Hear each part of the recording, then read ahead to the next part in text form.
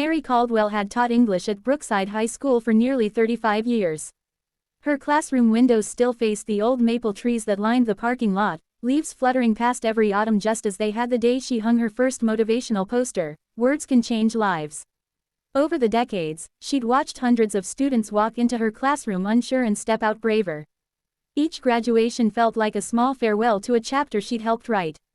Now 60 years old, Mary lived alone in a quiet suburban home filled with books and pressed flower bookmarks. Her husband had passed away years earlier, and their 2 children lived states away. The long evenings settled into calm routine, tea, reading, lesson planning she no longer needed but still did out of habit. She didn't feel lonely so much as invisible, like someone quietly fading into the background. That feeling came to a head when the principal announced a new hire. A young English teacher named Daniel Brooks, recently graduated with honors and brimming with enthusiasm. His introduction at the faculty meeting exuded confidence, warm smile, eager handshake, notebook already full of ideas. Mary felt an unexpected tightening in her chest. The energy he carried reminded her of herself decades earlier when chalk dust still glittered like possibility and not exhaustion. The days that followed passed without interaction, until one late afternoon when Mary stayed late grading essays. She noticed the library door still open, and through it, Daniel hunched over a table buried in lesson planners. "Burning the midnight oil already?"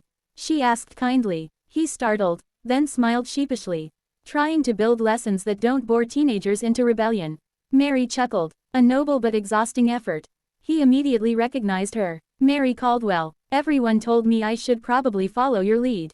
She waved it off. "Don't follow. Learn your own rhythm." Their conversation lingered. Teaching philosophies became stories. Stories became laughter. Without realizing it, Mary stayed later than usual.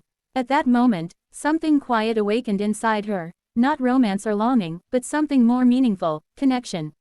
The next weeks built that bond naturally. Daniel sought her advice consistently. How to engage disengaged students.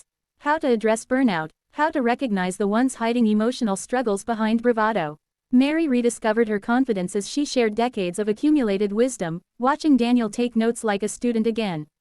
At lunch, they sat together exchanging classroom anecdotes. He often remarked how she kept stories alive instead of rules. "You don't just teach literature," he once said.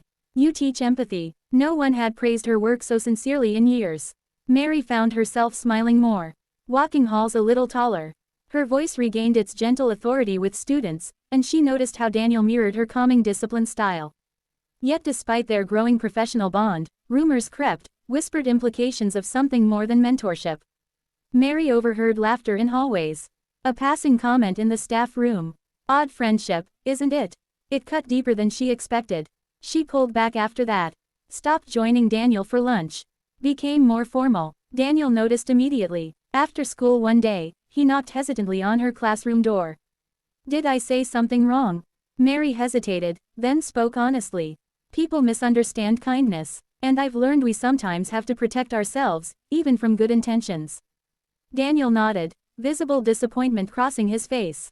"I never saw you any other way than my guide," he said. "Someone I deeply respect." The sincerity silenced her doubt. "Connection doesn't always need defending," he added softly. Mary inhaled, realizing something important. The fear of judgment had grown heavier than the fear of isolation. She didn't want to retreat again. The school year pressed forward, exams, performances, college recommendation season, and their mentorship resumed, cautiously at first but with renewed transparency. They worked side by side on a literacy outreach program for struggling students, pairing older readers with younger peers. The project flourished. Test scores rose. Student confidence surged. Parents began writing emails not criticizing but thanking the school. The district sent a recognition letter applauding the program's success, crediting Mary Caldwell and Daniel Brooks. Standing on the auditorium stage accepting the award, Mary felt something close to joy for the first time in years. Not because of the applause, but because she wasn't standing alone anymore. And Daniel was truly smiling, proud not of himself, but of her. Late spring arrived with the soft warmth Mary used to love. One afternoon, the 2 teachers sat grading beneath the blossoming maple trees. "I never planned to make teaching my lifelong career," Daniel confessed. "But you changed that." Mary looked surprised. "You showed me this profession isn't about control or performance," he continued. It's about showing up, every day, for young people searching for meaning. Mary nodded thoughtfully. That's what kept me going after my husband passed. Teaching gave grief a purpose. Daniel listened in respectful silence. Thank you, she said after a pause, for reminding me I still have something to offer. He responded gently, you'll always have something to offer. Age doesn't limit impact. The final day of school came. Students packed the hallways with textbooks and yearbooks. Daniel stood outside Mary's room holding an envelope. For you. Inside was a handwritten letter thanking her for mentorship, inspiration, patience, and friendship. You changed the course of my career, he wrote. But more importantly, you reminded me how humanity flows through teaching. Mary wiped away tears, not from sadness but fulfillment.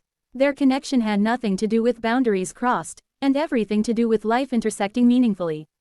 Two individuals from different generations simply finding strength through shared purpose.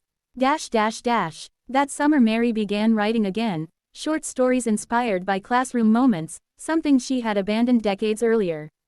Daniel kept in touch, sending photos of books he read or notes about programs he wanted her opinion on.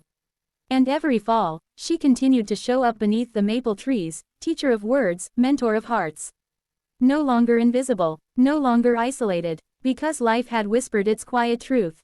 Sometimes the connection we never expected is the one that brings the deepest renewal, not through romance or fantasy, but through human understanding, shared purpose, and genuine respect.